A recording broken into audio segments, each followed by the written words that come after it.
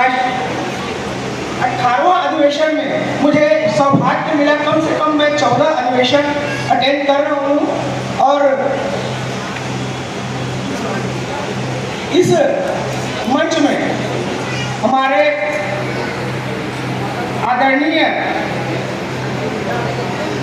पुरुषोत्तम डागौर भाई, मैं भी एक डागौर हूँ और मैं भी एक अंतिम एरिया बोलते हैं जिसको नक्सलाइट एरिया बोलते हैं, छत्तीसगढ़, वहाँ से आया हूँ और इस महासभा को अटेंड करते करते आज इतने वर्ष हो गया। मैं एक छोटे से अपना व्यक्तित्व बोलना चाहूँगा इस मंच के माध्यम से।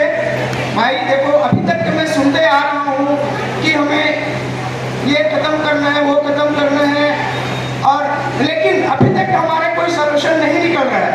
मैं सबसे बड़ी चीज बोलते हैं शिक्षित बनो, पढ़ो लिखो। आज हमारे समाज में इतने लोग शिक्षित हैं, किसी को बहुत कम लोग को रोजगार मिल पा रहा है। अब बोलते हैं कि उद्योग में आओ, व्यापार में आओ, तो हम उद्योग व्यापार में कहाँ से आ पाएंगे? क्योंकि हमारे जो बुजुर्ग हैं, हमारे जो माता पिता हैं, शुरू से ही एक सफाई काम से बिलोंग करते आ रहे हैं।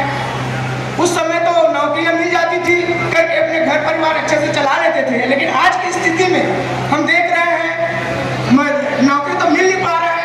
एक छोटे से प्लेसमेंट है, ठेकेदारी में, ऐसे में काम करते करते अपने बाल बच्चों को किस तरह से पढ़ाई कराएं, कैसे हम अच्छा आगे बढ़ाएं। पढ़ लिख के आगे भी बढ़ रहे हैं, पढ़ लिख भी ले रहे हैं, लेकिन हम उसमें न कोई व्यापार करा पा रहे हैं, न कोई नौकरी दिला पा रहे हैं। तो क्या मतलब ऐसी पढ़ाई का? कभी कभी तो मेरे समझ नहीं आता, खाली पढ़ाई पढ़ाई पढ़ाई। उसे आज मैं अपना जो व्यक्तित्व बता रहा हूँ, मेरे भी बच्चे पढ़ाई कर रहे थे, लेकिन मैं देखा, मेरे दिमाग में आया, इतने दिनों से हम पढ़ाई कर रहे हैं, ये कर रहे हैं, इतने बड़े बड़े शिक्षित बन रहे हैं, फिर हम कुछ नहीं कर पा रहे हैं। मैं लेके हम सब भाई इतने दूर दूर से आए हैं, हमारे अन्य सभी प्रदेशों से। मैं एक बात कहना चाहूँगा कि हम अपने बच्चों को कम से कम अच्छे से, हम खुद अच्छे से मेहनत करें और अच्छे से पढ़ाई करें और अच्छे से पढ़ाई के साथ साथ मेहनत भी कराना सिखाएं।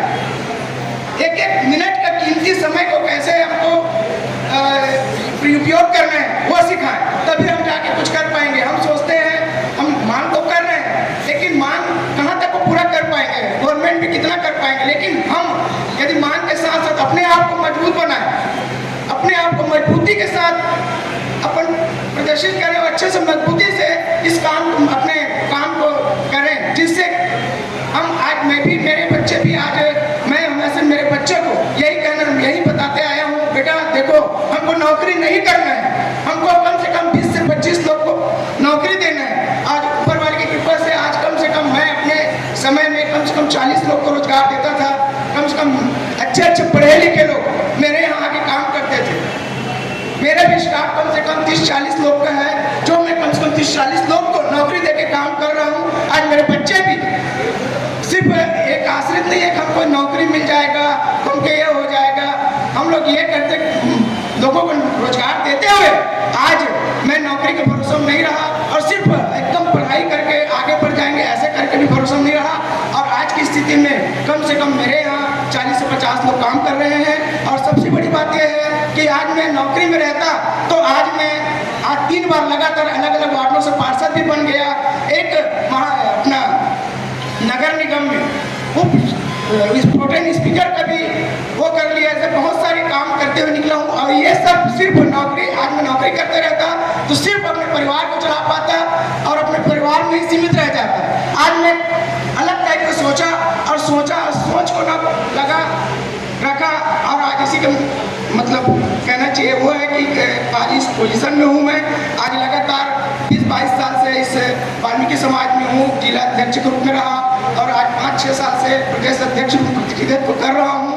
और बहुत बहुत धन्यवाद जो आज हमारे आदरणीय विश्वनाथ जी के बाद हमारे राजा साहब, जो मेरे को हमेशा कोई भी चीज़ पूछता हूँ समाज के बारे में, फट से किसी भी समय फ़ोन लगाता हूँ, फ़ोन नमस्ते अटेंड करता है, किसी कारणवश नहीं कर पाता तो बिल्कुल बाद में फ़ोन लगाता है। बहुत बहुत धन्यवाद। मैं जाता हूँ, बहुत जने बोलने वाले हैं, मेरे से जो छोटा सा इस मंच में बोलना था, अपने दिल की बात अच्छे से भाषण तो नहीं दे पाता लेकिन बोल दिया। धन्यवाद,